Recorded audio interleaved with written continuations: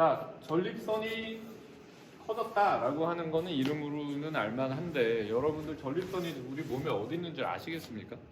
자, 전립선은 사람 몸 요렇게 있고 오줌 나오는 데가 요렇게 있으면요, 방광이 여기 있고 오줌 나오는 길을 요렇게 둘러싸고 있습니다. 전립선 비대증은 보통 40대부터 생기는데 남성 호르몬이 떨어져 가면서 그거에 대한 대응으로 몸의 변화가 생기는 게 과도하게 생겨서 생긴다라고 저는 이제 그렇게 설명해요. 전립선은 사실은 정액을 만드는 장기예요. 정액의 이제 뭐 다도 아니고 정액의 일부를 만드는데 정액 만드는 장기다라고 생각하면 되니까. 전립선 비대증 환자분들한테 자녀분을 더 낳을 계획이 있느냐라고 여쭤봅니다. 이게 무슨 얘기냐면, 정액을 만드는 장기는 생물학적으로는 아이를 낳는 데 도움이 되는 건데, 아이 다 낳고 나면은 사실 전립선이 생물학적으로는 의미가 있느냐? 없어요. 그런데 이게 커지면서 오줌 나오는 길을 막아줍니다. 그러면 오줌 나오는 길을 막아주면 소변발이 얇아지겠죠? 요런 증상이 생기는데, 이런 얘기보다 더 많이 하는 게 소변이 자주 마렵죠. 이제 빈뇨 얘기를 하고, 밤에 깨죠. 야간으로. 심한 사람은 급하게 소변을 못 찾아서 급박뇨. 심하면 소변이 뭐 새기도 합니다.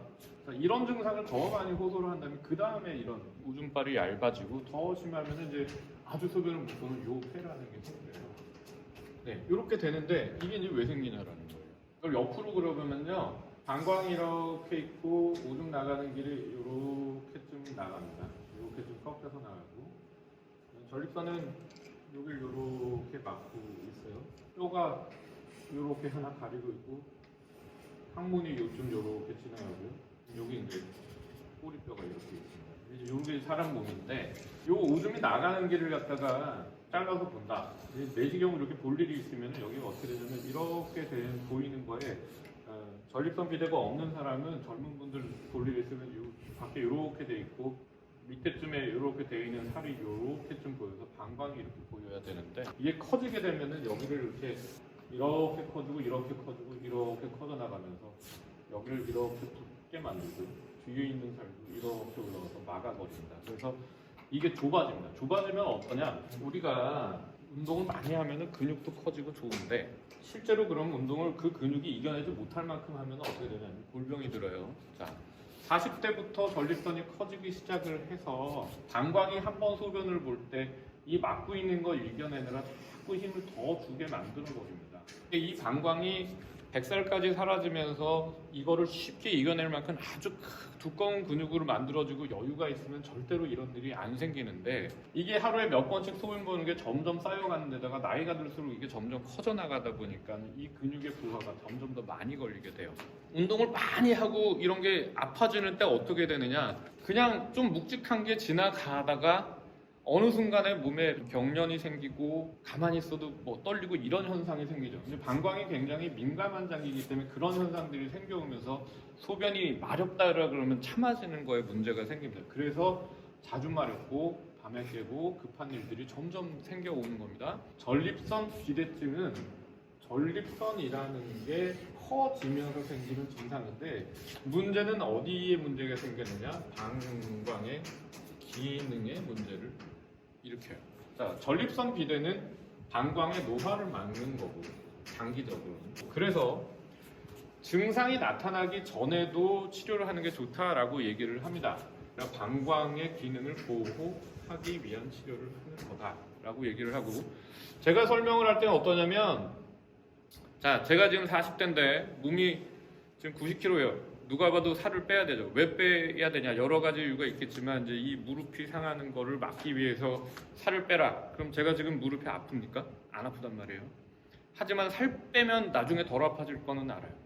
그러니까 건강검진에서 나는 소변 보는데 이런 증상 하나도 없어도 전립선 비대가 된다라고 하면은, 사실은 방광을 위해서는 약을 하나라도 먹는 게, 물론 이제 약의 부작용도 있으니까는 다 따질 거 따져야 되지만, 기능을 보호하기 위해서 약 하나 정도는 먹는 거를 권유하게 되는 게 이제 굉장히 흔한 일입니다. 그러면 사람 따라 나는 전립선이 큰데 방광이 괜찮아, 소변 괜찮아, 어떤 사람은 100살까지 쫙 사라졌어, 이렇게 되는데, 이쪽 그래프에 뭐 이게 방광 기능이라고 보면, 이제 시간이 지나면서 나이가 이렇게 된다라고 보면 40대부터 이렇게 쭉 오던 게 떨어져 간다라고 보면, 제 생각에는 소변을 아주 못 보는 지점까지 가는 게 대략 90대에 넘어가면서 생길 수 있다라고 봅니다. 그러면 그냥 의사들이 대략 이쯤이면 치료하면 좋겠다라고 하는 선을 이쯤으로 잡는다라고 하면 이게 보통 뭐 한 40, 50대쯤 될 겁니다. 50대쯤 될 거겠죠. 그럼 이쯤에서 이제 약이라도 쓴다면 어떻게 되냐? 이 부하를 줄여주는 치료를 하다 보면 방광에 어느 정도 기능이 돌아옵니다. 그게 그래도 노화를 못 이겨서 전립선도 더 커지고 하니까 떨어지긴 하지만 이 속도보다 천천히 떨어지니까 요 시간을 벌자라고 하는 게 이제 치료의 목표예요. 지금 90대 이상 다 사라지기 때문에 이제 그 치료의 목표인데 사람 따라 그러면 똑같이 시작을 한 사람 중에 전립선이 크신 분들은 어떻게 되냐면은 여기에서 이렇게 떨어진다는 거예요. 치료도 빨리 시작을 해야 되고 약을 써서 이거를 갖다가 이렇게 가는데도 도저히 이게 가는 추세로 봐서 더 빨리 떨어지겠다 싶으면은 여기에서 수술이라도 해서 이런 식의 이제 치료를 하자. 약하고 수술이 아예 다른 치료가 아니라 결국은 이 부하를 줄여주는 치료로 전립선을 방광을 보호하게 한 치료로 이제 연장선상에 있다.